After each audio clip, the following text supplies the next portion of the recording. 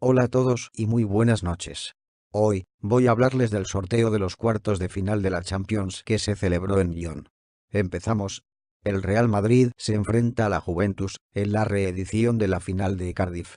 Muy difícil en esta eliminatoria, pero no hay que confiarse, ni menospreciar a la Juve. ¿Quién dijo miedo? Pues peleando por esta eliminatoria. Y me siento lastimosamente por Buffon, que nunca ha ganado la Champions en toda su carrera. Otros partidos en estos cuartos de final. Barcelona-Roma.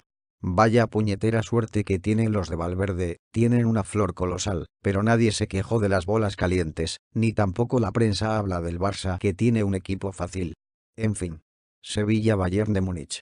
Y hasta aquí terminaría la aventura europea del equipo hispalense. Y el señor Cristóbal Soria está con miedo al equipo alemán. Y por el último, Liverpool-Manchester City.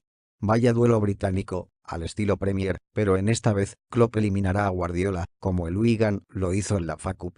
La final de la Liga de Campeones se celebrará el 26 de mayo, en el Estadio Olímpico de Kiev. Si el Madrid tiene que ganar a la Juve, tendrá que pelear en esta eliminatoria para llegar a las